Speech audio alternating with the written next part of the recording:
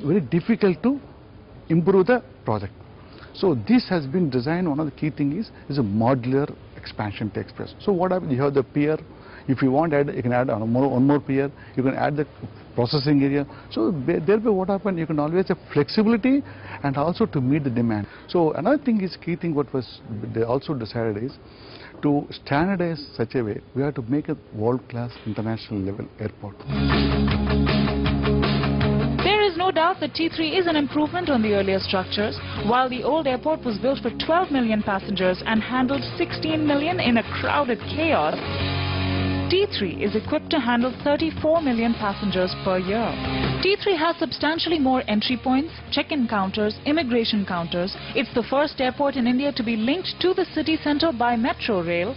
It has India's biggest parking facility, modern fire tenders, more and better designed baggage reclaim belts, better seating, more efficient trolley management, more shopping and more food.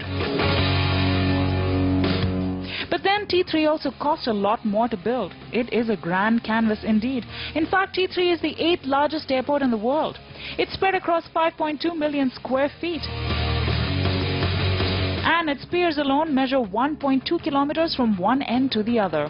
The 9 levels of the building feature 78 passenger boarding bridges, which are used for the majority of passenger embarkations and disembarkations.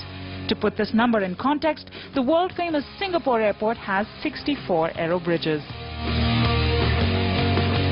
Post T3, IGI Airport is now the only airport in the country to have 3 operating runways. The new runway is equipped with Category 3B instrument landing system at both ends, which basically means compatible aircraft can take off and land in runway visibility as low as 15 meters. And the 15-kilometer long taxiways significantly enhances IGI's capacity to handle aircraft movement.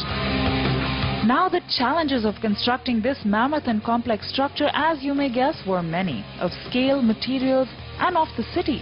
For instance, in the capital, trucks are permitted to ply only from 11 p.m. to 6 in the morning. The construction team had to operate on a whole new logistical timeline, with 1,000 trucks bringing in material every night and stocks hoarded on site a month in advance of requirement. India's largest hot mix plant was set up on site, producing 600 metric tons per hour of hot mix. The myriad of vendors were asked to move their fabrication units to the project site to cut down on logistical delays. Over 30,000 laborers toiled amidst 4,000 cubic tons of concrete and 8,000 cubic tons of rebar at peak times.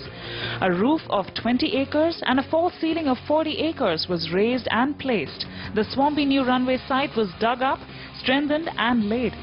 And all this alongside the functioning airport and runway, with firm instructions that there should be no disruptions there.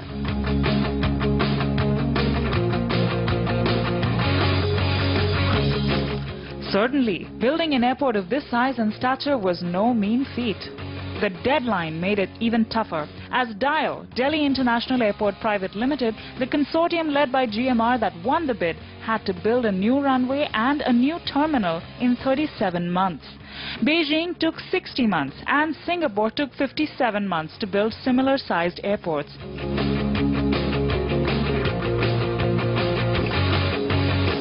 I understand that no such big public building ever built in India after independence. You can imagine that. Is nowhere in the world had this sort of building has been built in such a short span. We know the deadline, we have the criteria. So one of the key focus for us is how to make this happen. The key challenge for us is you need the people, you need to timeline is issue, contract is issue, but how to manage.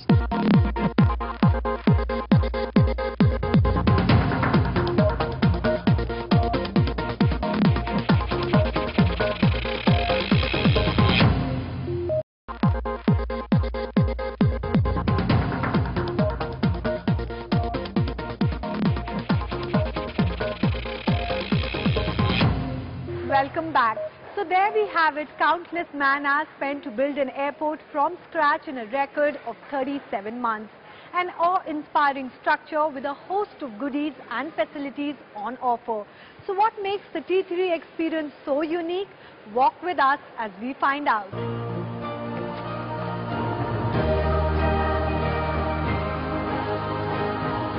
What really makes the T3 experience worthwhile is the abundance of choice you are spoiled for when you enter the premises. To begin with, there's a massive range to choose from, a clear reflection of the choices New India is making. There are ample of Indian and international brands in apparel, cosmetics, perfume, jewellery, accessories and liquor to match every style and preference.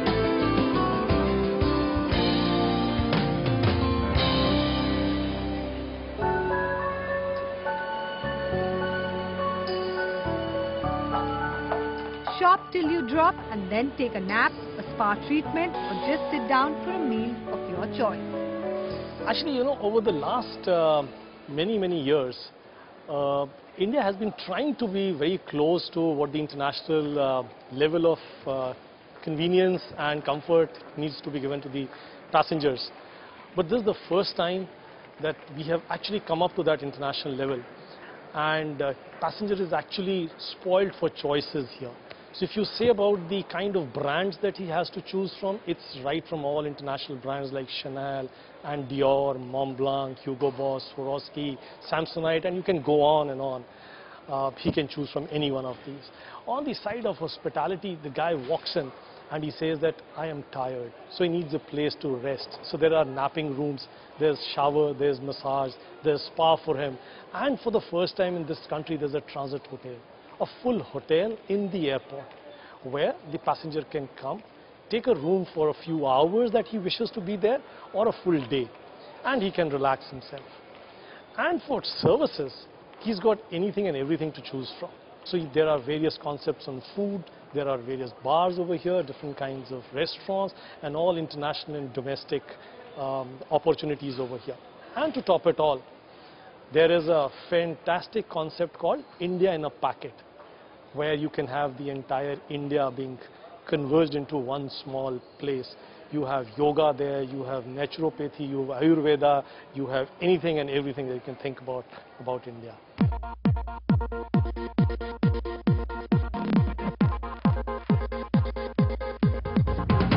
Fancy facilities are one thing, but let's see how T3 has been received by the people that really count.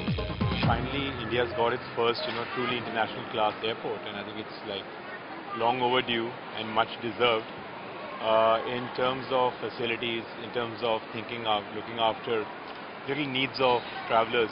I think everything has gone into the thought. Absolutely immaculate. Almost everybody who's come across and used the airport is absolutely overawed by the detail, the quality, the international standard that's gone into making it. So by and large, a pretty good experience. This is probably nicer than most airports in the United States, to be perfectly honest. I mean, it's much newer than most airports in the United States. I have seen that over a period of time, the Delhi airport has improved a lot. It is one of the state-of-the-art facilities. But the only thing, there is some more scope for improvement here. For example, we have immigration counters here, and we find a lot of delay at immigration counter. People sitting there needs to be more efficient. They need to respect the people who are standing in the queue and need to respect the time also. So one thing is to improve the functioning or improve the efficiency at the immigration counter. In a time when maintaining a green imprint is vital, T3 has stood up to the test rather well. It's been awarded the Green Building Lead India Gold rating from IDBC, making it one of the largest green buildings in the world. It has also won the ACI's 4th best ranked airport in the 25 to 40 million passenger category and Best International Project by British Construction Industry Award as well. Terminal 3 is a clear reflection of a new India, swanky, efficient and state-of-the-art. And if the first year is anything to go by, one can safely say it's well on its way to achieve the global acclaim it set out for.